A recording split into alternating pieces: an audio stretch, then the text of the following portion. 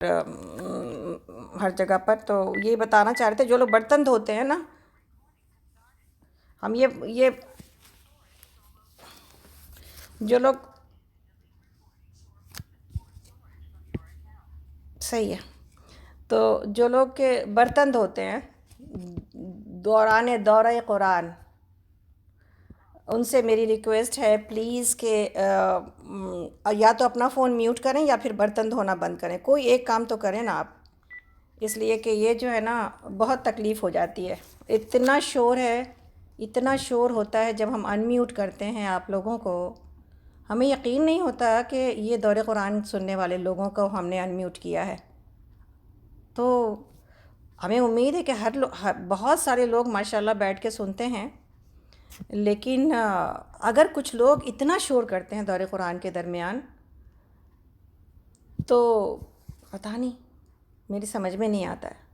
ہمیں امید ہے کہ اب تو انشاءاللہ رمضان آ گیا ہے اور برتنوں کا ہنگامہ ذرا کم ہو جائے گا، اس لیے کہ اب کھانا پکانا تو ہے نہیں، لیکن ابھی سے اگر افطار کے چکر میں کوئی ہے تو پھر وہ پھر جاری ہی رہ سکتا ہے، تو پلیز پلیز پلیز میری آپ سب سے ریکویسٹ ہے، ان لوگوں سے خاص طور پر جو اس وقت گھر کا کام کر رہے ہوتے ہیں یا برتن دھو رہے ہوتے ہیں یا ان کے گھر میں کوئی اور برتن دھو رہا ہوتا ہے، یہ بھی ہو سکتا ہے نا، آپ نے جو ہے وہ رکھا ہوا ہے اس کو اسپیکر پر اور کہیں پر اور کوئی برتن کی دھلائی ہو رہی ہے، میڈ ہو سکتی ہے، کوئی اور ہو سکتی ہے، تو آپ کے گھر کے دوسرے لوگ ہو سکتے ہیں، تو پلیز اپنے فون کو میوٹ کریں، اور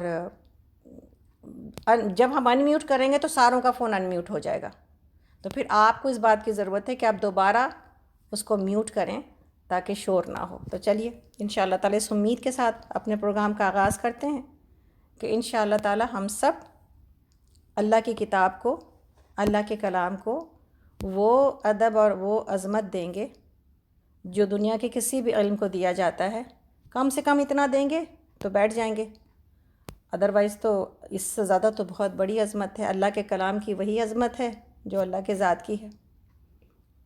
تو انشاءاللہ تعالی ہم لوگ اپنے پروگرام کا آغاز کر لیتے ہیں۔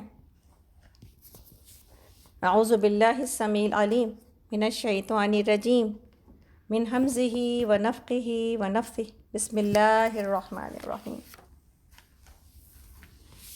الحمد للہ رب العالمین الرحمن الرحیم مالک یوم الدین، ایاک نعبد و ایاک نستعین، اہدنا الصراط المستقیم، اہدنا الصراط المستقیم،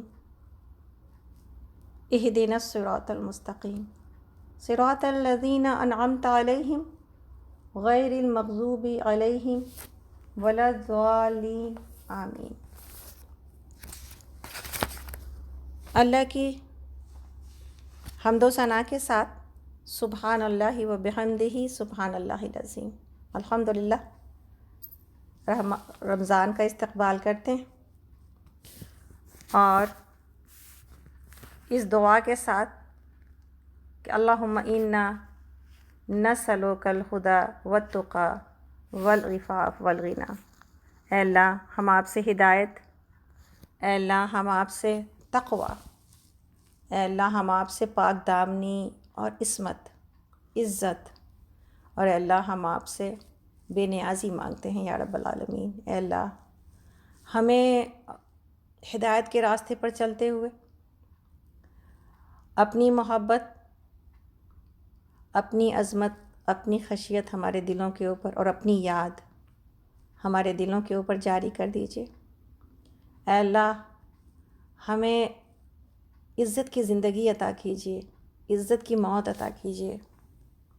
اے اللہ ہمیں ساری دنیا سے بے نیاز کر دیجیے، یا اللہ ہمیں لوگوں سے بے نیاز کر دیجیے، لوگوں کی محبت، لوگوں سے دل محبت کرے، اور لوگوں کی محبت مطلوب ہے، وہ جو محبت جو ہم اللہ کے لیے ایک دوسرے سے کرتے ہیں، لیکن اے اللہ کوئی امیدیں، کوئی ایکسپیکٹیشن لوگوں سے باقی نہ رہے، تاکہ دل کبھی مایوس نہ ہو، دل کبھی ٹوٹے نہ، دل کبھی پریشان نہ ہو۔ یا اللہ آپ سے طلب کرتے ہیں اس رمضان میں وہ تمام برکات جو اس رمضان کی خاصیت ہے، آپ کی وہ تمام رحمتیں، وہ برکتیں ہم سمیٹ لے جائیں۔ اللہ ہمارا دامن وسیع کر دے کہ ہم سب سمیٹ لیں۔ اے اللہ ہم اپنے کمروں کو کس لیں یا اللہ، تاکہ ہم سب سمیٹ سکیں۔ اے اللہ آپ کی رحمتوں اور آپ کی مغفرت اور آپ کے جہنم کی آزادی جن گردنوں کو ملتی ہے، جن لوگوں کو ملتی ہے، اللہ ہمارا نام ان میں لکھ لیجئے یا اللہ۔ یا رب العالمین اس مغفرت کے مہینے کو ہمارے لیے مغفرت بنا دیجئے، آمین یا رب العالمین۔ اے اللہ ہم اس سے اسی خوشی، سکون اور اسی جوش کے ساتھ اس کو گزار سکیں۔ اے اللہ ہمیں تھکاوٹ سے، ہمیں ڈسٹریکٹ ہونے سے، ہمیں کسی ایسے کام میں لگنے سے ہمیں بچا لیجئے جو اس رمضان کے لمحات کو ضائع کرنے والے ہیں۔ ہمیں اپنی نافرمانی سے بچا لیجئے یا ربی۔ اے اللہ ہم امت مسلمہ کے لیے اور تمام خاص طور پر نوجوان نسلوں کے لیے دعا کرتے ہیں یا اللہ، ہماری نسلوں کو اس رمضان کے مہینے میں قرآن سے، اپنے دین سے، اپنے گھر والوں سے قریب کر دیجئے یا رب العالمین۔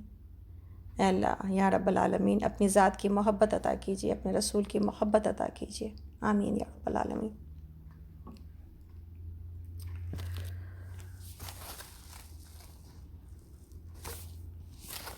اور نبی صلی اللہ علیہ وسلم کے اوپر درود اور سلام کے ساتھ کہ اللہم صلی علی محمد وعلی آل محمد کما صلیت علی ابراہیم وعلی آل ابراہیم انک حمید مجید، اللہم بارک علی محمد وعلی آل محمد کما بارکت علی ابراہیم وعلی آل ابراہیم انک حمید مجید۔ رب اشرح لی صدری ویسر لی امری واحلل عقدۃ من لسانی یفقہوا قولی واجعل لی وزیرا من اہلی ربنا زدنا علما ربنا زدنا علما ربنا زدنا علما اللہم فقہنا فی الدین اللہم فقہنا فی الدین اللہم فقہنا فی الدین، آمین یا رب العالمین۔ اللہم انا نسألک علما نافعا ورزقا طیبا وعملا متقبلا، آمین۔ تو پیچھے کل جو ہم نے پڑھا سورہ ابراہیم میں آپ کا ہوم ورک یہ تھا کہ آپ کو وہ دعا یاد کرنی ہے، اور ہمیں امید ہے کہ آپ سب کوشش کر رہے ہوں گے۔ اور ہم نے سورہ ہجر میں 7 مثانی کے بارے میں پڑھا تھا، سورہ فاتحہ جو کہ جس کے اندر خزانہ موجود ہے، جو شفا ہے میری اور آپ کے لیے۔ اور سورہ نحل میں ہم نے بہت ساری باتوں کے درمیان، اللہ کی بار بار پکار کے درمیان کہ تم کہاں پھرائے جا رہے ہو، تم کدھر جا رہے ہو، اللہ رب العالمین یہ ساری کائنات تو اس بات کی گواہی دیتی ہے، کائنات کے آثار اور کائنات کی نشانیاں تو اس بات کی گواہی دیتی ہیں کہ میں ہی تمہارا رب ہوں۔ تو پھر تمہارا رخ کس کی طرف ہے؟ میں ہی ہوں جو کائنات چلا رہا ہوں، میں ہی ہوں جو تمہاری زندگی چلا رہا ہوں، میں ہی ہوں جس نے تمہیں تھام رکھا ہے۔ تو پھر اس تھامنے والے کو، اس محسن کو چھوڑ کے تم کس طرف متوجہ ہو؟ کس کو، کن لوگوں کو خوش کرنے میں لگے ہو؟ خوش کرنا اگر کسی کو ہے اور کسی کا حق بنتا ہے تو یہ اللہ رب العالمین کا حق بنتا ہے۔ اور شہد کی مکھی کی مثال دی گئی تھی، کس طرح شہد کی مکھی اپنی بتائی ہوئی انسٹرکشنز کے اوپر، اللہ نے جو اس کو وحی کی ہے اس وحی کے اوپر اپنی زندگی لگاتی ہے اور ایک پل آرام نہیں کرتی۔ اور ہمیں اشرف المخلوقات کو یہ سبق دیا گیا کہ تمہارے پاس بھی ایک وحی ہے، قرآن کی شکل میں ایک وحی ہے، حدیث کے شکل میں، تم ان انسٹرکشنز کے اوپر، اللہ کے ان احکامات کے اوپر کتنا عمل کرتے ہو؟ میرے لیے سوالیہ نشان ہے۔ اپنی مصروفیتوں کو دیکھیں، اپنے آرگنائز ہونے کو دیکھیں، اپنے پلاننگ کو ہم دیکھیں، اور اپنے اس جو جاب ہمیں ملی ہے، جو کام ہمیں دیا گیا خیر امت کا، اس کام کو ہم دیکھیں انشاءاللہ تعالی۔ سورہ بنی اسرائیل کی طرف آتے ہیں۔ آج کا جو سبق ہے ہمارے پاس، ہم سورہ بنی اسرائیل شروع کر رہے ہیں، اور جیسا کہ آپ کو پتہ ہے کہ بنی اسرائیل بھی مکی سورہ ہے، تو اس میں وہی جو تنبیہات، جو وارننگس جو لوگوں کو، مشرکین مکہ کو دی جا رہی تھیں، اس کے اوپر ہے۔ لیکن اس میں بہت خاص واقعہ جو کہ ہوا تھا،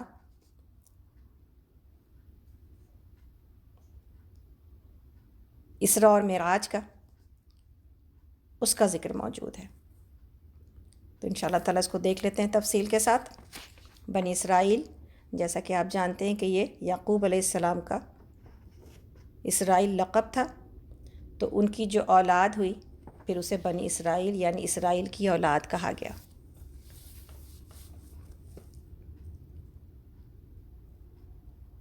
اعوذ باللہ من الشیطان الرجیم، بسم اللہ الرحمن الرحیم۔ سبحان الذی اسری بعبدہ لیلا من المسجد الحرام الی المسجد الاقصی الذی بارکنا حولہ لنریہ من آیاتنا انہ هو السمیع البصیر۔ اللہ تعالیٰ کہتے ہیں پاک ہے وہ جو لے گیا ایک رات اپنے بندے کو مسجد حرام سے دور کی اس مسجد تک جس کے ماحول کو اس نے برکت دی ہے، تاکہ اسے اپنی کچھ نشانیوں کا مشاہدہ کرائے۔ حقیقت میں وہی ہے سب کچھ سننے اور دیکھنے والا۔ تو یہاں پر جو اس کی تفصیلات ہیں اس کے بارے میں ہے کہ نبی صلی اللہ علیہ وسلم فرماتے ہیں کہ ایک رات، جو معراج کی تفصیل ہے تھوڑا سا دیکھ لیتے ہیں، ہم سب کو پتہ ہے، لیکن انشاءاللہ تعالی یہ وہ سفر ہے جس کے بارے میں اللہ رب العالمین نے ذکر کیا ہے، اور اس کی جو عروج ہے الحمدللہ ثم الحمدللہ اس نبی کا، اور ہم امت ہیں اس نبی کی کہ جس کی عروج کی کوئی انتہا نہیں ہے۔ تو اس عروج کو انشاءاللہ دیکھنے سے، پڑھنے سے اللہ کے نبی صلی اللہ علیہ وسلم کی محبت اور آپ کی صلی اللہ علیہ وسلم کی عظمت دل کے اندر پیدا ہوتی ہے۔ تو کہتے ہیں کہ ایک دن آپ بیت اللہ شریف میں سوئے ہوئے تھے۔ صحیح بخاری میں یہ واقعہ موجود ہے، حضرت انس بن مالک رضی اللہ عنہ سے مروی ہے کہ معراج والی رات جب کہ کعبۃ اللہ شریف سے آپ کو بلوایا گیا، آپ کے پاس 3 فرشتے آئے۔ اس وقت آپ بیت اللہ شریف میں سوئے ہوئے تھے۔ ان میں سے جو سب سے آگے تھا، اس نے پوچھا یہ ان میں سے کون ہے؟ درمیان والے نے جواب دیا کہ یہ ان سب میں بہتر ہیں۔ تو سب سے اخیر والے نے کہا پھر ان کو لے چلو۔ بس اس رات کو اتنا ہی ہوا، پھر آپ نے انہیں نہ دیکھا۔ دوسری رات پھر یہ تینوں آئے، اس وقت بھی آپ سو رہے تھے، لیکن آپ کا سونا اس طرح تھا کہ آنکھیں سوتی تھیں اور دل جاگ رہا تھا۔ تمام انبیاء کی نیند اسی طرح کی ہوتی ہے۔ اس رات انہوں نے آپ سے کوئی بات نہ کی، آپ کو اٹھا کر زمزم کے پاس لٹا دیا، اور آپ کا سینہ گردن تک خود جبرائیل علیہ السلام نے اپنے ہاتھوں سے چاک کیا، اور سینے اور پیٹ کی تمام چیزیں نکال کر اپنے ہاتھوں سے زمزم کے پانی سے دھوئیں۔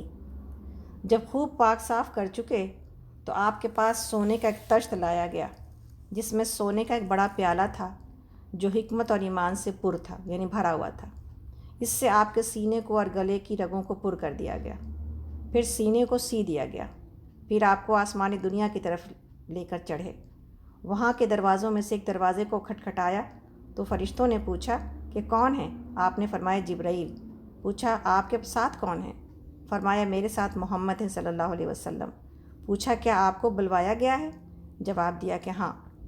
تو سب خوش ہو گئے اور مرحبا کہتے ہوئے آپ کو لے گئے۔ آسمانی فرشتے بھی کچھ نہیں جانتے کہ زمین پر اللہ تعالیٰ کیا کچھ کرنا چاہتا ہے، جب تک کہ انہیں معلوم نہ کرایا جائے۔ آپ نے آسمان دنیا پر حضرت آدم علیہ السلام کو پایا۔ جبرائیل علیہ السلام نے تعارف کرایا کہ یہ آپ کے والد حضرت آدم علیہ السلام ہیں، انہیں سلام کیجیے۔ آپ نے سلام کیا۔ حضرت آدم علیہ السلام نے جواب دیا مرحبا، اور کہا فرمایا آپ میرے بہت ہی اچھے بیٹے ہیں۔ وہاں 2 نہریں جاری دیکھ کر آپ نے حضرت جبرائیل علیہ السلام سے دریافت کیا کہ یہ نہریں کیا ہیں؟ آپ نے جواب دیا کہ نیل اور فرات۔ پھر آپ کو آسمان میں لے چلے۔ آپ نے ایک اور نہر دیکھی جس پر لولو اور موتیوں کے بالا خانے تھے، جس کی مٹی خالص مشک تھی۔ پوچھا یہ کون سی نہر ہے؟ جواب ملا کہ یہ نہر کوثر ہے، جسے آپ کے پروردگار نے آپ کے لیے خاص طور پر مقرر کر رکھی ہے۔ پھر آپ کو تیسرے آسمان پر لے گئے، وہاں کے فرشتوں سے بھی یہی سوال و جواب ہوئے جو پہلے آسمان پر اور دوسرے آسمان پر ہوئے تھے۔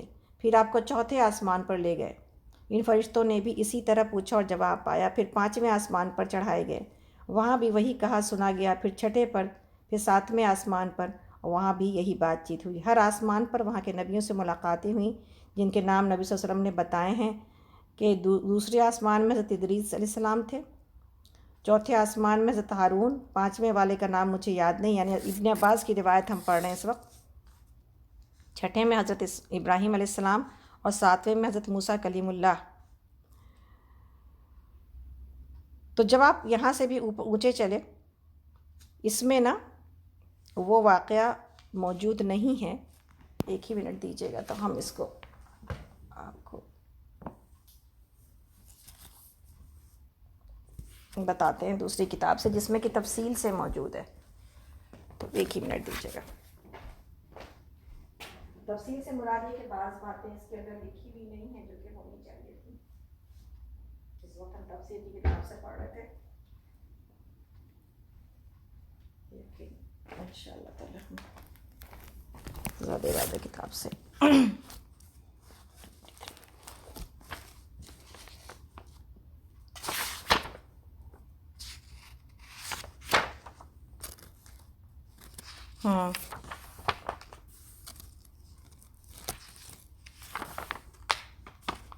تو پہلے آسمان پر آدم علیہ السلام سے ملاقات ہوئی، لیکن یہ بات وہاں پہ لکھی ہوئی نہیں ہے کہ آپ کو ان کے پاس، نبی صلی اللہ علیہ وسلم کے پاس، اصل میں مختلف حدیثوں میں مختلف باتیں ہیں، سب کو جمع کر کے انہوں نے اس کو یہاں پر پیش کیا ہے کہ جب اس دن لے جانے کے لیے آپ کے پاس سفید رنگ کا جانور لایا گیا جسے براق کہا جاتا ہے۔ یہ گدھے سے بڑا اور خچر سے چھوٹا تھا، اور اس کا ایک قدم اس کی حد نگاہ تک جاتا تھا، اور نبی صلی اللہ علیہ وسلم کہتے ہیں کہ مجھے اس پر بٹھایا گیا۔ اور براق کے بارے میں ہے کہ اس کو اس حالت میں لایا گیا کہ اسے نکیل ڈالی گئی تھی اور اس پر زین کسی ہوئی تھی۔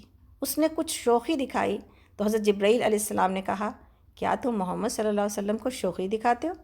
حالانکہ اللہ کے نزدیک ان سے زیادہ معزز سوار تمہارے لیے کوئی نہیں۔ اس نے جب یہ بات سنی تو اس کے پسینے چھوٹ گئے۔ پھر نبی صلی اللہ علیہ وسلم فرماتے ہیں، مسلم کی حدیث میں، کہ پھر میں براق پر سوار ہوا یہاں تک کہ بیت المقدس میں پہنچ گیا، اور اپنی سواری کو اسی جگہ پر باندھا جہاں دیگر انبیاء باندھا کرتے تھے۔ پھر میں مسجد کے اندر چلا گیا اور اس میں 2 رکعت نماز ادا کی۔ تو یہاں پر یہ بات کہ نبی صلی اللہ علیہ وسلم نے جاتے وقت امامت نہیں کی تھی انبیاء کی، آپ نے واپسی کے سفر میں امامت کی تھی۔ صحیح ہے؟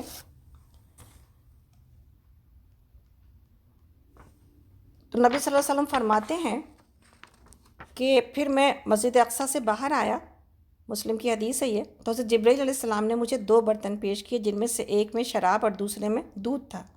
میں نے دودھ کو پسند کیا تو جبرائیل نے کہا، آپ نے فطرت کو پسند کیا ہے۔ پھر میں اور جبرائیل چل پڑے یہاں تک کہ ہم آسمان دنیا پر پہنچ گئے، اور پہلے آسمان پر جیسا کہ ہم نے سنا کہ آدم علیہ السلام سے ملاقات ہوئی، اور آدم علیہ السلام نے کہا، مرحبا بالنبی الصالح والابن الصالح، نیک بیٹے اور صالح نبی کو خوش آمدید۔ پھر انہوں نے میرے لیے دعائے خیر کی۔ میں نے دیکھا ان کے دائیں بائیں کچھ سائے ہیں، وہ جب دائیں طرف دیکھتے ہیں تو مسکرا دیتے ہیں، اور جب بائیں طرف دیکھتے ہیں تو رو دیتے ہیں۔ میں نے جبرائیل علیہ السلام سے پوچھا تو انہوں نے کہا، یہ ان کی دائیں بائیں ان کی اولاد کی روحیں ہیں، دائیں جانب اہل جنت کی اور بائیں جانب اہل جہنم کی۔ اس لیے جب وہ دائیں جانب دیکھتے ہیں تو خوشی کا اظہار کرتے ہیں، اور جب بائیں جانب دیکھتے ہیں تو غم اور صدمے کی وجہ سے رو دیتے ہیں۔ یہ بخاری اور مسلم کی حدیث ہے۔ دوسرے آسمان پر جب پہنچے تو وہاں بھی پہلے آسمان کی طرح حضرت جبرائیل نے دستک دی۔ سوال و جواب کے بعد دروازہ کھولا گیا اور آپ کو خوش آمدید کہا گیا، اور آپ کی ملاقات حضرت یحییٰ علیہ السلام اور حضرت عیسیٰ علیہ السلام سے ہوئی اور آپ نے انہیں سلام کہا۔ انہوں نے جواب دیا اور آپ کو خوش آمدید کہا اور آپ کے لیے دعائے خیر کی۔ تیسرے آسمان پر پہنچے تو وہاں پر آپ کی ملاقات حضرت یوسف علیہ السلام سے ہوئی.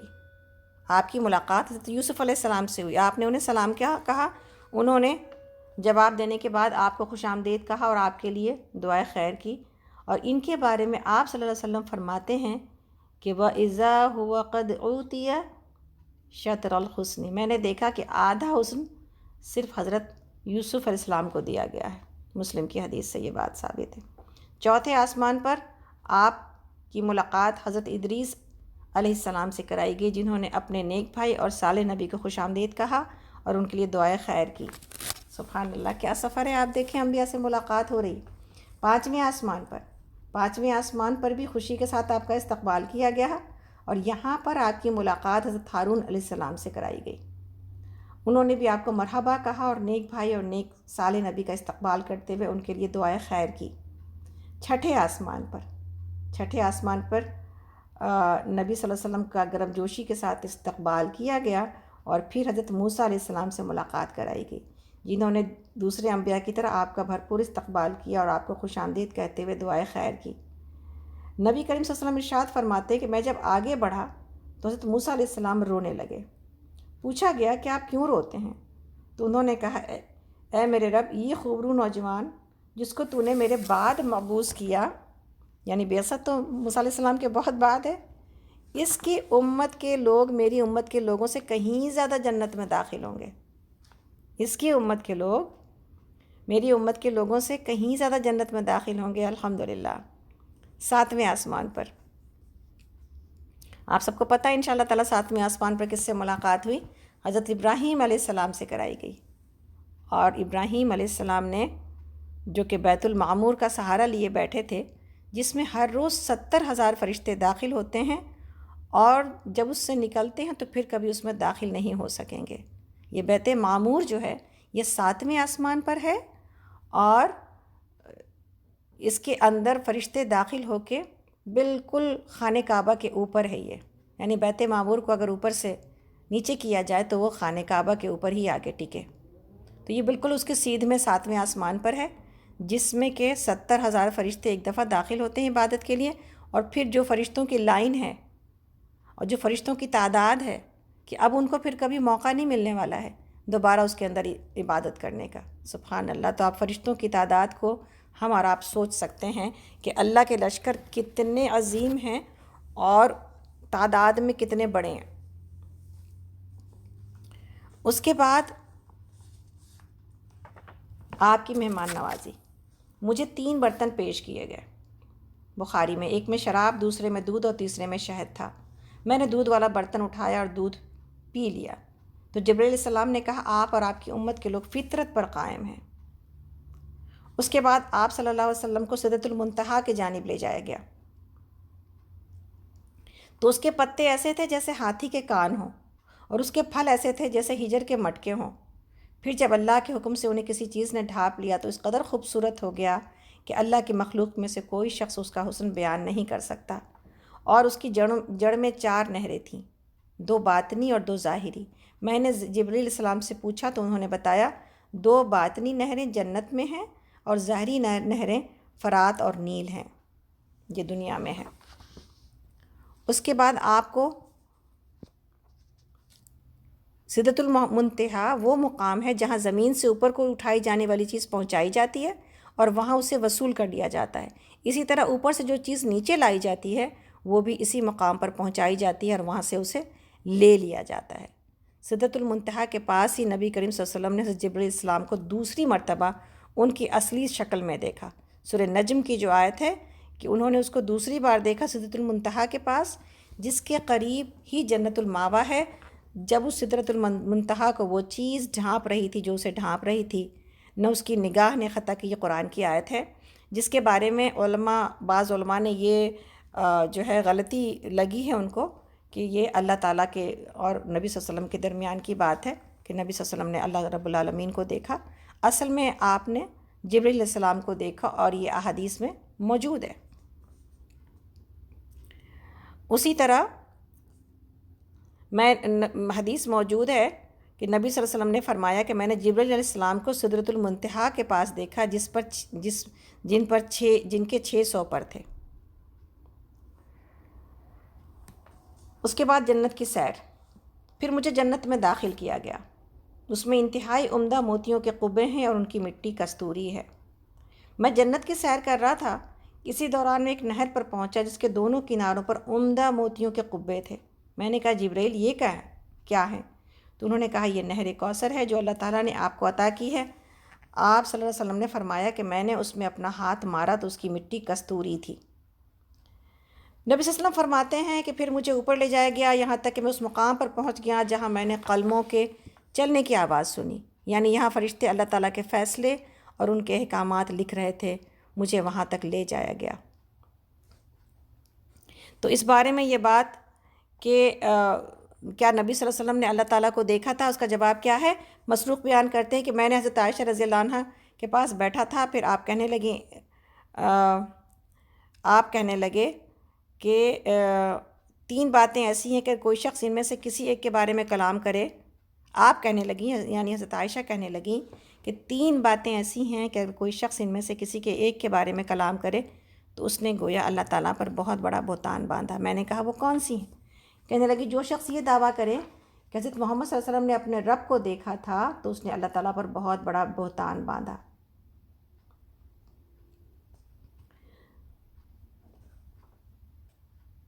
اس کے بعد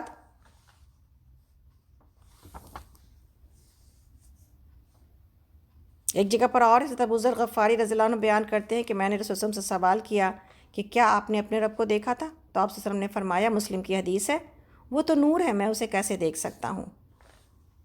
تو یہاں تک جو باتیں ہوئیں. اس کے بعد نبی صلی اللہ علیہ وسلم فرماتے ہیں، بخاری اور مسلم کی حدیث ہے کہ پھر اللہ تعالیٰ نے جو کچھ وحی کرنا چاہا میری طرف وحی کیا اور مجھ پر دن اور رات میں 50 نمازیں فرض کیں.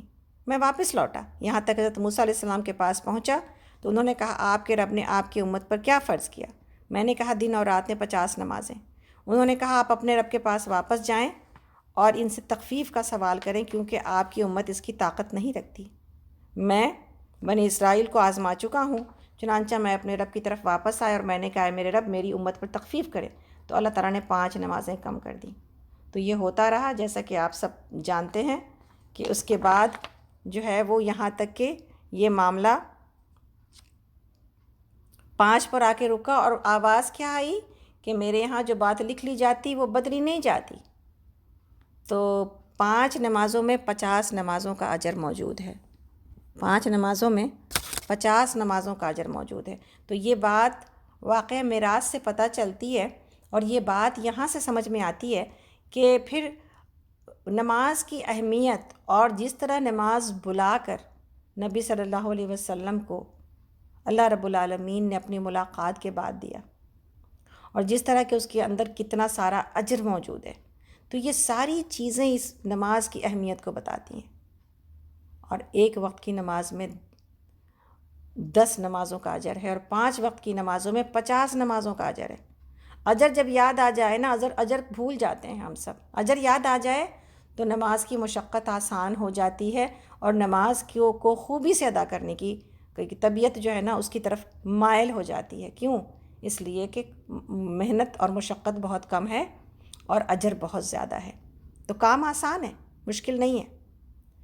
اللہ رب العالمین کا ایک اور احسان، ایک نماز ایک احسان ملا ہم سب کو. وہ نماز جو مجھے دن بھر میں 5 دفعہ صاف کرتی ہے میرے گناہوں کو اور اللہ سے 5 دفعہ ملاقات کراتی. دوسرا احسان کیا ہے؟ نمازوں کی فرضیت کے علاوہ مسلم کی حدیث ہے، یہ بات بھی میری طرف وحی کی گئی کہ جو نیکی کا ارادہ کرے گا پھر اسے عملی طور پر انجام نہ دے تو اس کے لیے 1 نیکی لکھی جاتی ہے. صرف سوچنے پر، نیت کرنے پر مومن کو 1 نیکی لکھی جاتی ہے اور اگر وہ اسے عملی طور پر کر لے تو اس کے لیے 10 نیکیاں لکھی جاتی ہیں. اور جو شخص برائی کا ارادہ کرے پھر اس پر عمل نہ کرے تو اس پر کوئی گناہ نہیں لکھا جاتا اور اگر اس پر عمل کر لے تو 1 ہی گناہ لکھا جاتا ہے. 3 انعامات مسلم کی حدیث میں ہے کہ رسول اللہ علیہ وسلم کو 3 چیزیں عطا کی گئیں: 5 نمازیں، سورۃ البقرہ کی آخری آیات، اور تیسری بات کہ آپ کی امت ہر اس فرد کے بڑے گناہ معاف کر دیے گئے جس نے اللہ کے ساتھ کسی کو شریک نہ بنایا. بڑے گناہ بھی توحید کی وجہ سے معاف کر دیے جائیں گے. ہر وقت اپنے لیے اس بات کا خیال رکھنا ضروری ہے کہ شرک کا کوئی دروازہ تو نعوذ باللہ کہیں پر ہم نے نہیں کھول لیا۔ اور سورۃ البقرہ کی آخری دو آیات جس کے بارے میں ہے، مسلم اور بخاری کی حدیث ہے کہ جو کوئی اسے رات میں پڑھ لے تو وہ اس کے لیے کافی ہو جاتی ہیں۔ تو تیسرا جو انعام ملا ہے کبیرہ گناہوں کی مغفرت، یہ کتنی قیمتی چیز ہے ہر اس شخص کے لیے جس کی موت عقیدہ توحید پر آئے۔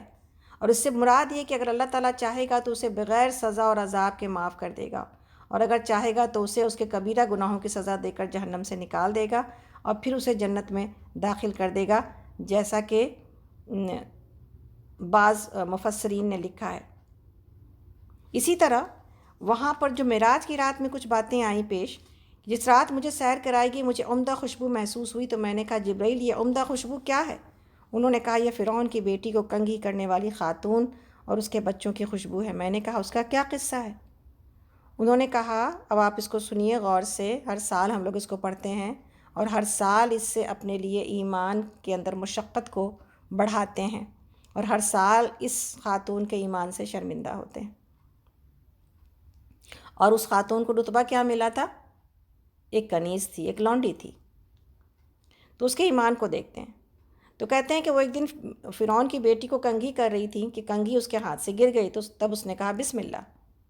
تو فرعون کی بیٹی نے پوچھا میرا باپ؟ اس نے کہا نہیں، یہ وہ اللہ ہے جو تیرے باپ کا بھی رب ہے۔ تو فرعون کی بیٹی نے کہا کیا میں اپنے باپ کو خبر دوں؟ اس نے کہا ہاں دے دو۔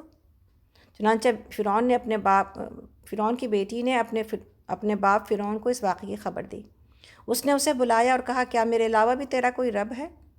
اس نے کہا کہ ہاں اللہ تعالیٰ جو میرا اور تیرا بھی رب ہے۔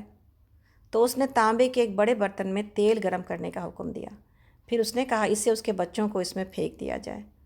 اس خاتون نے کہا میں تم سے ایک مطالبہ کرنا چاہتی ہوں۔ اس نے کہا کیا ہے؟ تو اس نے کہا میں چاہتی ہوں کہ تم میرے اور میرے بچوں کی ہڈیاں ایک کپڑے میں لپیٹ کر ہم سب کو ایک ہی قبر میں دفن کر دینا۔ پھر اس کے حکم کے مطابق اس کے بچوں کو ایک ایک کر کے ابلتے ہوئے تیل میں ڈال دیا گیا، یہاں تک کہ اس کا ایک بچہ دودھ پیتا بچہ باقی رہ گیا۔ اس کی وجہ سے ایسا لگا جیسے وہ پیچھے ہٹ رہی ہے، تب وہ دودھ پیتا بچہ بول اٹھا اور کہنے لگا یا امہ، اے امی جان کود جائیں، کیونکہ دنیا کا عذاب آخرت کے عذاب سے ہلکا ہے۔ چنانچہ اس نے بھی اس میں چھلانگ لگا دی۔ اللہ اکبر۔ تو یہ اس کی خوشبو تھی جنت میں جو پائی گئی۔ تو اسی طرح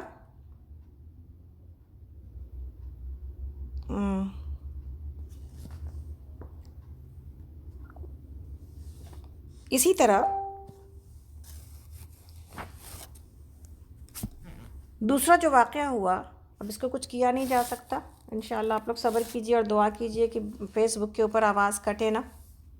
اسراء اور معراج کی رات میری ملاقات حضرت ابراہیم علیہ السلام سے ہوئی، تو انہوں نے کہا اے محمد اپنی امت کو میری طرف سے سلام پہنچا دیجئے اور انہیں آگاہ کر دیجئے کہ جنت کی مٹی بہت اچھی ہے اور اس کا پانی انتہائی میٹھا ہے اور اس کی زمین بالکل ہموار ہے۔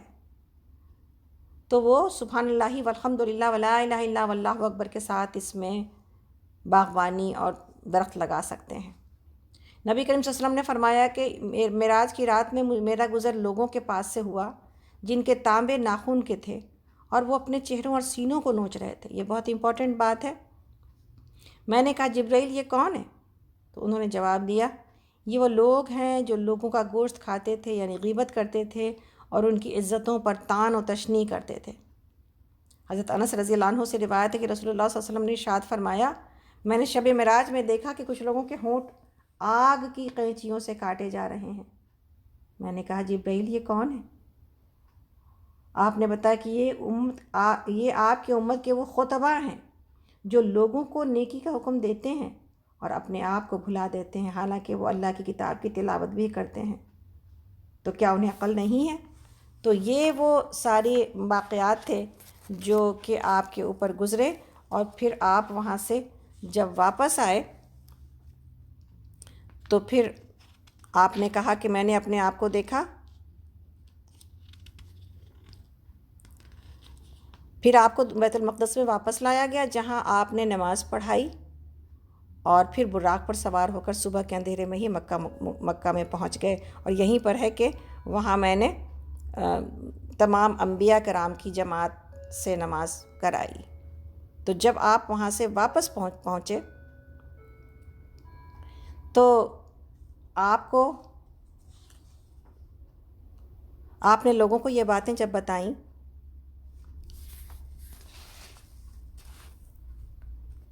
کہ مجھے معراج کرائی گئی ہے اور مجھے آسمان کا سیر کرائی گئی ہے، تو لوگوں نے آپ کا مذاق اڑانا شروع کر دیا، اور پھر لوگوں نے آپ کا امتحان بھی لینا شروع کر دیا۔ تو اس کے بارے میں کہ سب لوگوں نے کہا، بلکہ وہاں پر ہے کہ جو ابو جہل تھا اس نے کہا کہ تعجب کی بات سنو، اونٹوں کو مارتے پیٹتے ہم بیت المقدس مہینے بھر میں پہنچیں اور مہینے بھر ہی میں واپسی میں لگ جائے، یہ کہتے ہیں کہ 2 ماہ کی مسافت ایک ہی رات میں طے کرائے۔ آپ نے فرمایا سنو، جاتے وقت میں نے تمہارے قافلے کو فلاں جگہ دیکھا تھا اور آتے وقت مجھے وہ عقبہ میں ملا، سنو اس میں فلاں فلاں شخص ہے، فلاں اس رنگ کے اونٹ پر ہے اور اس کے پاس یہ اسباب ہیں۔ ابو جہل نے کہا خبریں تو دے رہا ہے، دیکھیے کیسی نکلے۔ پھر اس میں سے ایک شخص نے کہا میں بیت المقدس کا حال تم سب سے زیادہ جانتا ہوں، اس کی عمارت کا حال، اس کی شکل و صورت پہاڑ سے کی نزدیکی وغیرہ۔ بس نبی صلی اللہ علیہ وسلم سے حجاب دور کر دیے گئے، اور جیسے ہم گھر میں بیٹھے گھر کی چیزوں کو دیکھتے ہیں اس طرح آپ کے سامنے بیت المقدس کو کر دیا گیا، اور آپ فرمانے لگے اس کی بناوٹ اس طرح کی ہے۔ یعنی آپ پھر بیت المقدس کو دیکھ کر کہتے ہیں کہ پھر میں نے دیکھا کہ حتیم خانہ کعبہ میں ہوں اور مجھے قریش مجھ سے واقع اسرا کے متعلق سوالات کر رہے ہیں۔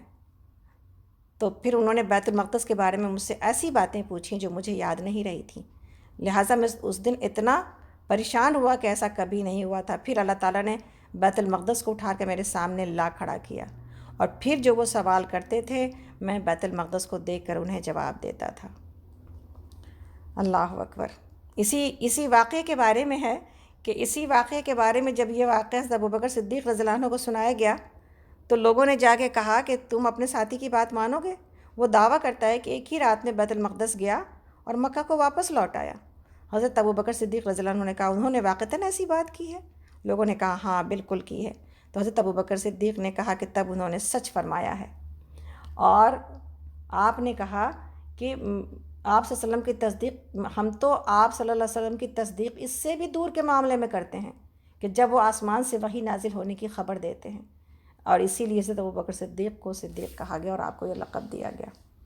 تو یہ ساری کی ساری باتیں، یہ سارے کے سارے واقعات جو کہ واقعہ معراج کے ہیں، اللہ رب العالمین نے اس سورہ میں جمع کر دیا، اور اپنا یہ معجزہ جو کہ نبی صلی اللہ علیہ وسلم کی زندگی میں ہوا معراج کی شکل میں، اس کی تفصیل بتائی ہے۔ تو سبحان اللہ، آپ دیکھیں کہ اصل بات یہ نہیں ہے کہ اسراء اور معراج کب ہوا اور امت اس کے اوپر لڑتی ہے کہ آج فلاں 27 رجب کو گئے یا کہاں گئے اور اس رات فلاں کام کیا جائے اور نیاز بانٹی جائے اور جو ہے وہ بدعت کی چیزیں کی جائیں۔ اصل بات یہ کہ معراج میں جو تحفہ ملا تھا اس تحفے کی قدردانی کی جائے، اور اس تحفے کی جو ہے نا حفاظت کی جائے، اور وہ ہے نماز، توحید کی حفاظت کی جائے۔ سورہ بقرہ کی دونوں آیتیں ہمیں یاد ہوں، جب ہم رات میں سوئیں تو ہم یہ پڑھیں، اور اپنے بڑے گناہوں سے، کبیرہ گناہوں سے معافی مانگتے رہیں، اور ہر وقت نیکی کے لیے دل کے اندر خیال لاتے رہیں، اس لیے کہ نیکی کا خیال بھی ایک اجر دے جاتا ہے۔ عمل نہ بھی کرے، ارادہ کرتا ہے انسان تو ایک اجر مل جاتا ہے، اور جب عمل کر لیتا ہے تو پھر 10 اجر مل جاتا ہے۔ اپنے آپ کو غیبت سے بچائے، اپنے آپ کو برے کاموں سے بچائے، یہ ہے اصل بات۔ اپنے آپ کو اس بات سے بچائے کہ بولے تو بہت کچھ اور کرے کچھ بھی نہ۔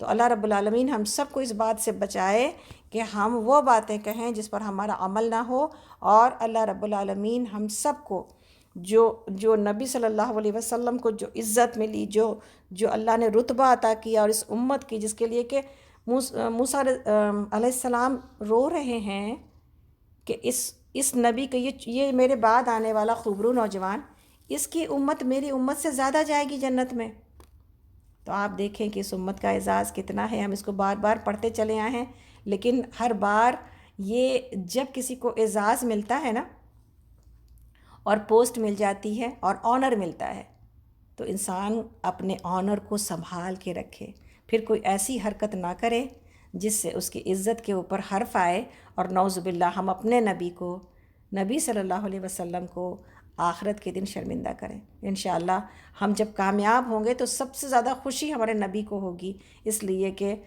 جتنی مشقت انہوں نے دین کو غالب کرنے میں اور دین کو پھیلانے میں جس تکلیف اور جس مشقت سے گزرے، اس کا جواب ہی یہی ہے کہ ہم اس دین کے اوپر عمل کر کے کامیاب ہو جائیں، اور جو ذمہ داری انہوں نے میرے اور آپ کے کندھے پہ ڈالی ہے ہم اس ذمہ داری کو ادا کر جائیں انشاءاللہ.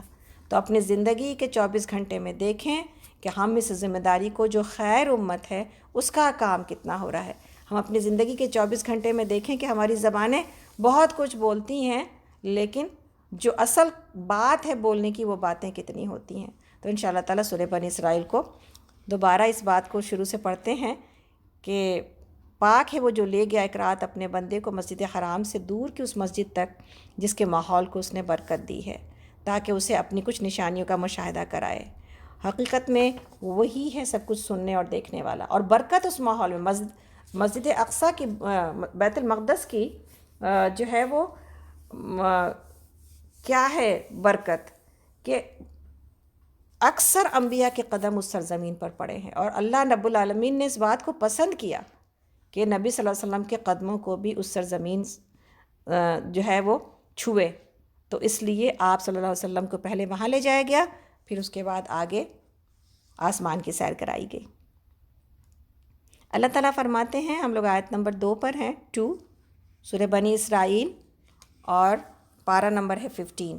ہم نے اس سے پہلے موسیٰ کو کتاب دی تھی علیہ السلام کو، اور اسے بنی اسرائیل کے لیے ذریعہ ہدایت بنایا تھا، اس تاکید کے ساتھ کہ میرے سوا کسی کو اپنا وکیل نہ بنانا.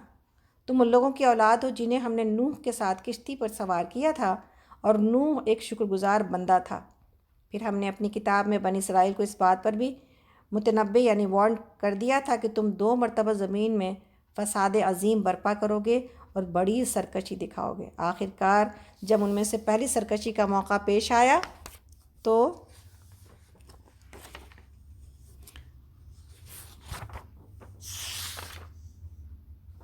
ایک ہی منٹ دیجیے گا. اے بنی اسرائیل، ہم نے تمہارے مقابلے پر اپنے ایسے بندے اٹھائے جو نہایت زوراور تھے، اور وہ تمہارے ملک میں گھس کر ہر طرف پھیل گئے. یہ ایک وعدہ تھا جسے پورا ہو کر ہی رہنا تھا. اس کے بعد ہم نے تمہیں، یعنی وہ سرکشی کرتے رہے اور اللہ کا عذاب ان کے اوپر آتا رہا، ان پر غلبے کا موقع دیا، اور وہ تمہیں مال اور اولاد سے مدد دی اور تمہاری تعداد پہلے سے بڑھا دی. دیکھو تم نے بھلائی کی تو وہ تمہارے اپنے ہی لیے بھلائی تھی، اور برائی کی تو وہ تمہاری اپنی ہی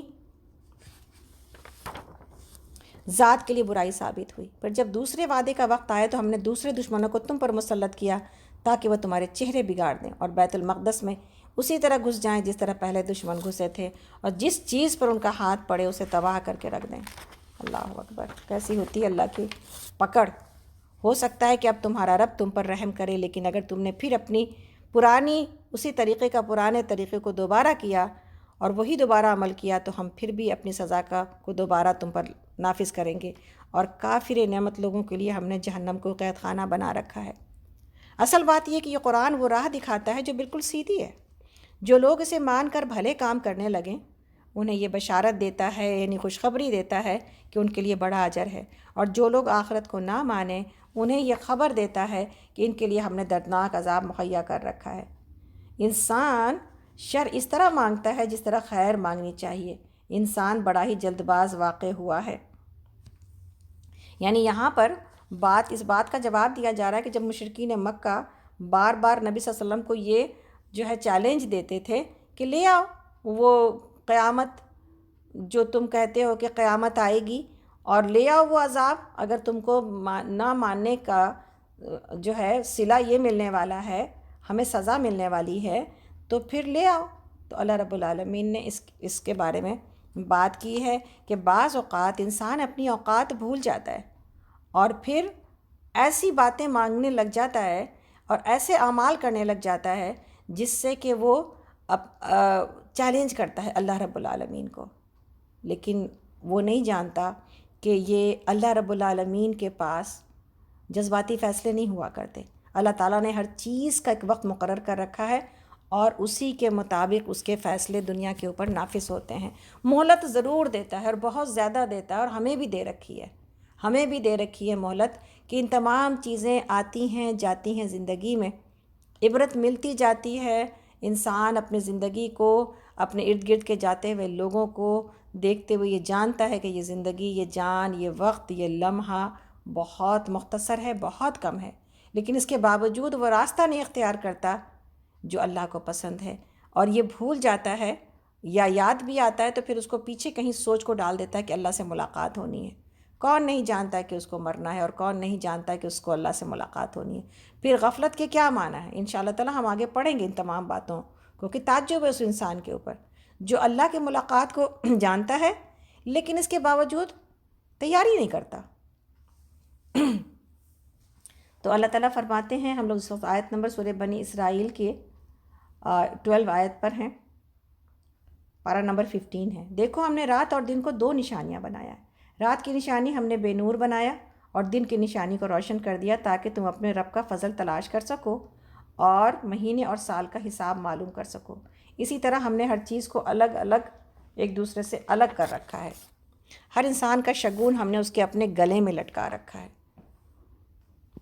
اور قیامت کے روز ہم ایک فرشتہ اس کے لیے نکالیں گے، ایک نوشتہ اس کے لیے نکالیں گے جسے وہ کھلی کتاب کی طرح پائے گا۔ پڑھ اپنا نامہ اعمال، آج اپنا حساب لگانے کے لیے تو خود ہی کافی ہے، کہیں دور جانے کی ضرورت نہیں ہے ہمیں اور آپ کو۔ اللہ تعالیٰ یہاں پہ کہتے ہیں کہ اس کے جو عمل ہم کر رہے ہیں، یہ کتاب میرے گلے میں لٹکائی جا رہی ہے، میرے اعمال، ہم سب کے اعمال میرے گلے میں لٹکائے جا رہے ہیں۔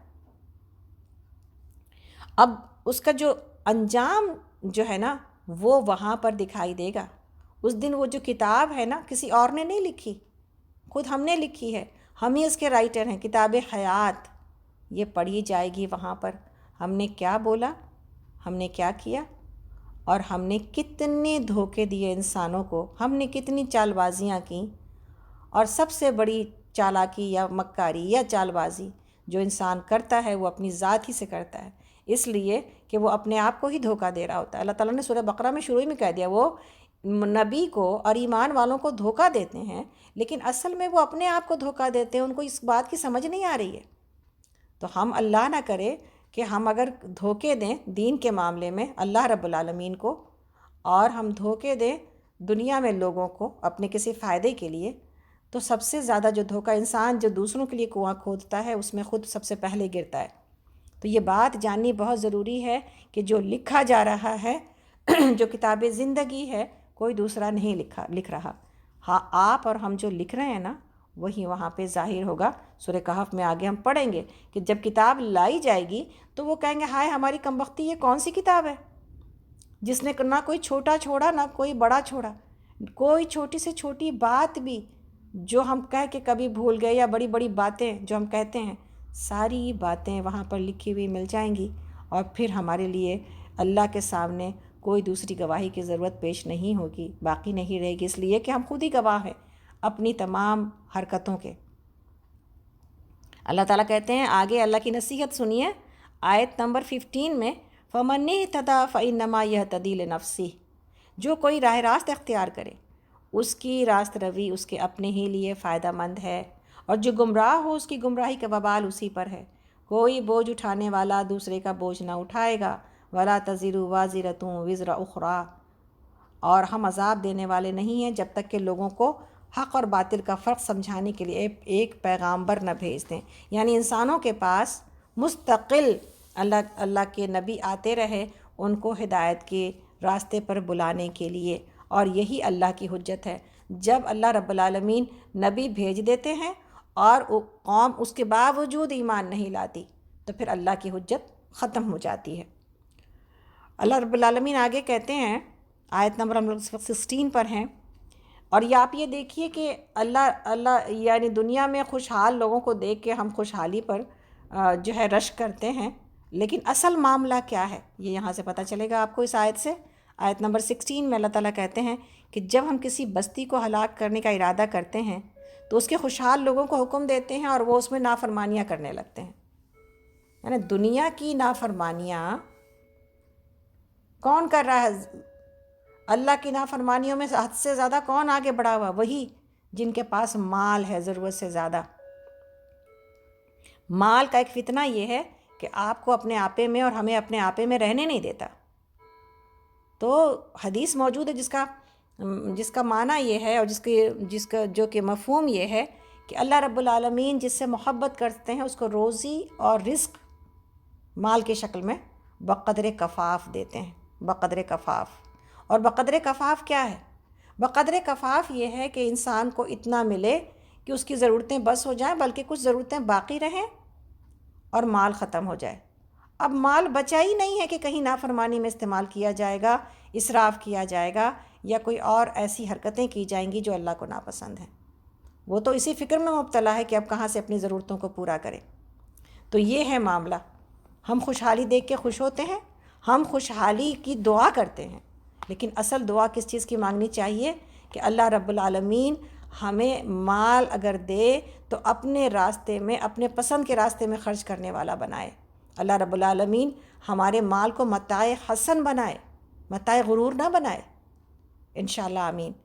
تو اللہ تعالیٰ کہتے ہیں کہ جب ہم کسی بستی کو ہلاک کرنے کا ارادہ کرتے ہیں تو اس کے خوشحال لوگوں کو حکم دیتے ہیں اور وہ اس میں نافرمانیاں کرنے لگتے ہیں، تب عذاب کا فیصلہ اسی بستی پر چسپاں ہو جاتا ہے اور ہم اسے برباد کر کے رکھ دیتے ہیں۔ دیکھ لو کتنی ہی نسلیں ہیں جو نوح علیہ السلام کے بعد ہمارے حکم سے ہلاک ہوئیں، اور آپ کا رب اپنے بندوں کے گناہوں سے پوری طرح باخبر ہے اور وہ سب کچھ دیکھ رہا ہے۔ جو کوئی عاجلہ کا خواہش مند ہو، عاجلہ سے مراد کیا ہے؟ دنیا۔ جو کوئی عاجلہ کا خواہش مند ہو اسے یہی ہم دے دیتے ہیں جو کچھ بھی جسے دینا چاہیں، پھر اس کے قسمت میں جہنم لکھ دیتے ہیں جسے وہ تاپے گا ملامت زدہ اور رحمت سے محروم ہو کر، نعوذ باللہ من ذالک۔ اور جو آخرت کا خواہش مند ہو اور اس کے لیے کوشش کرے، یہ جو معاملہ ہے، وَمَنْ أَرَادَ الْآخِرَةَ وَسَعَى لَهَا سَعْيَهَا وَهُوَ مُؤْمِنٌ فَأُولَٰئِكَ كَانَ سَعْيُهُمْ مَشْكُورًا۔ بڑی خوبصورت آیت ہے، آیت نمبر 19، نشان لگائیے گا اس کے اوپر کہ بات سمجھ میں آ جائے کہ اگر جنت کی خواہش ہے، آخرت کی خواہش ہے، تو پھر کرنے کا کام کیا ہے؟ اللہ رب العالمین نے یہاں پہ واضح کر دیا۔ کیا واضح کیا ہے؟ کہ اگر کوئی آخرت کی خواہش مند ہو اور اس کے لیے کوشش کرے، دعاؤں سے نہیں ہوگا یہ کام، اللہم انا نسألک الجنۃ الفردوس ونعوذ بک من النار، یہی کرتے رہنے سے کام نہیں چلنے والا ہے۔ کوشش کرنی پڑے گی، محنت کرنی پڑے گی۔ اور کوشش کس لیول کی؟ جواب کیا ہے؟ کوشش اس کے لیے سعی کرے، کوشش کرے جیسے کہ اس کے لیے کوشش کرنی چاہیے، اور ہو وہ مومن، تو ایسے ہر شخص کی کوشش کی قدردانی ہوگی اللہ کے پاس۔ کیا قدردانی ہے؟ هل جزاء الاحسان الا الاحسان، سورہ رحمان میں بتا دیا گیا۔ تم خوبصورتی کے ساتھ دنیا میں میرے لیے عمل کرو گے اور بہترین عمل کرو گے تو تم کو بہترین نتیجہ ملنے والا ہے۔ اور نتیجہ بہترین کیسے نہیں ہوگا؟ اللہ تو سب سے زیادہ احسان کرنے والی ذات ہے، تو اگر تم احسان کرو گے تو اللہ کے پاس تو اس سے بڑھ کر دینے والی چیز ہے انشاءاللہ تعالیٰ۔ تو اگر ہم کریں گے نا تو اللہ تعالیٰ تو اس سے سب سے بڑے قدردان ہے۔ تو اللہ تعالیٰ نے کہا کہ جو آخرت کا خواہش مند ہو اس کے لیے کوشش کرے جیسی کہ اس کے لیے کوشش کرنی چاہیے، اور ہو وہ مومن، تو ایسے ہر شخص کی کوشش کی قدردانی ہوگی۔ ان کو بھی اور ان کو بھی، دونوں فریقوں کو ہم دنیا میں سامان زیست یعنی دنیا کا سامان دیے جا رہے ہیں۔ یہ تیرے رب کا عطیہ ہے اور تیرے رب کی عطا کو روکنے والا کوئی نہیں ہے۔ مگر دیکھ لو دنیا ہی میں ہم نے ایک گروہ کو دوسرے پر کیسی فضیلت دے رکھی ہے، اور آخرت میں اس کے درجے اور بھی زیادہ ہوں گے اور اس کی فضیلت اور بھی زیادہ بڑھ چڑھ کر ہوگی۔ تو آپ اور ہم یہاں بیٹھے ہیں آج دور قرآن میں اور اپنا ٹائم لگاتے ہیں، آسان ہے؟ آسان نہیں ہے۔ تو پھر آپ اور ہم دیکھیں کہ پھر کوشش کی جائے گی، محنت کی جائے گی، لیکن کس امید سے بیٹھے ہیں، کس خوشی میں بیٹھے ہیں، اور کس جو ہے وہ ہم اللہ رب العالمین سے کس اجر کی امید پہ بیٹھے ہیں کہ اللہ رب العالمین نے مجھے اتنا نواز رکھا ہے، الحمدللہ ثم الحمدللہ، اور اگر کوئی سمجھتا ہے کہ اس کو نوازش کم ہے تو پھر اپنے سے نیچے والے کو دیکھ لے، اور پھر وہ نیچے والا اپنے سے نیچے والے کو دیکھے، اور ہر انسان اپنے سے نیچے والے کو دیکھے، پھر اپنی نوازشوں پر اللہ کا شکر ادا کرنا سیکھ جائے گا۔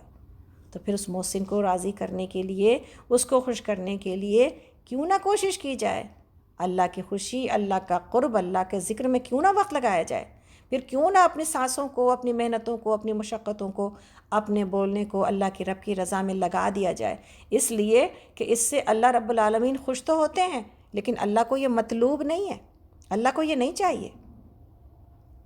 اللہ کو تو کی عبادت کرنے کے لیے، اللہ کا ذکر کرنے کے لیے آسمان میں ہزاروں فرشتے اور لاکھوں اور کروڑوں اور پتہ نہیں کتنے فرشتے موجود ہیں، لیکن وہ خوش کس بات پہ ہوتا ہے؟ اس بات پر کہ میرا بندہ اب کامیاب ہو جائے گا۔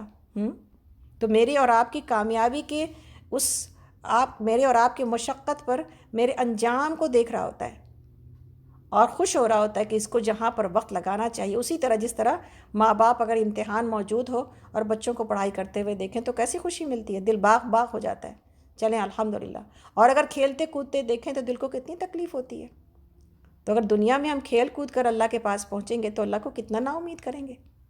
اللہ رب العالمین ہمیں دنیا کو ایک سنجیدہ، اپنی ہر سانس کو سنجیدگی سے، اور اب تو وہ وقت آ گیا، اب تو وہ لمحات آ گئے، اب تو وہ دن آ گئے جس میں ہر سانس کی حفاظت کی ضرورت ہے۔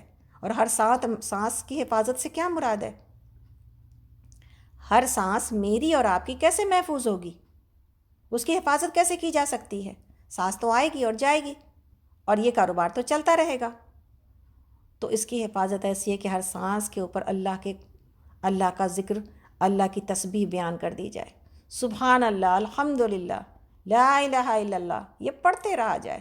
انشاءاللہ تعالیٰ اس طرح سانس کی حفاظت ہو جائے گی، اس طرح اللہ رب العالمین کے پاس ایسا بیش بہا اجر ملے گا ان ذکر سے، ان اذکار سے، کہ جس کو انسان سوچ بھی نہیں سکتا۔ آگے ہم سورہ کہف میں پڑھیں گے، باقیات الصالحات کہا گیا کہ جمع کرو تاکہ تم کامیاب ہو جاؤ، تاکہ وہ نیکیاں تم کر جاؤ جو تمہارے مرنے کے بعد بھی تم کو فائدہ دیتی رہیں۔ تو آگے چلتے ہیں، آگے اللہ تعالیٰ فرماتے ہیں، ہم لوگ اس وقت آیت نمبر 22 پر ہیں،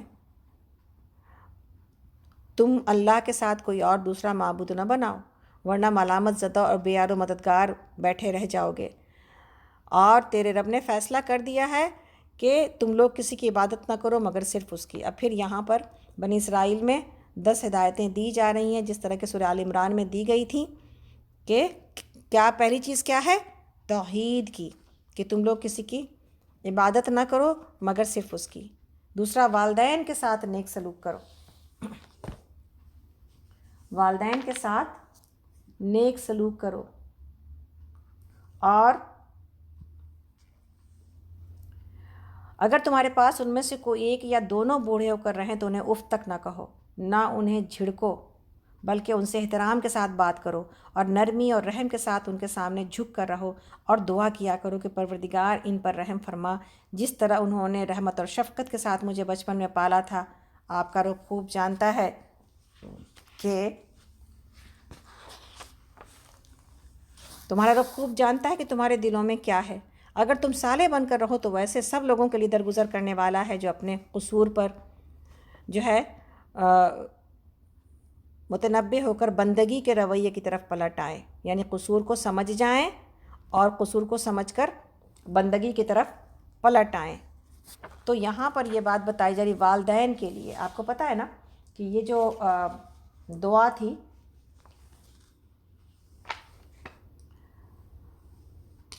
نبی صلی اللہ علیہ وسلم میں کی جو روایت ہے بہت مشہور، اور اس میں سے 2 چیزیں ہمارے پاس آ گئی ہیں اور تیسری تو چلتی ہے زندگی میں ہمیشہ۔ کون سی روایت ہے؟ کہ آپ نے ممبر پر چڑھتے ہوئے 3 دفعہ آمین کہی ہے نا، ہم سب پڑھ چکے ہیں یہ بات اور جانتے ہیں۔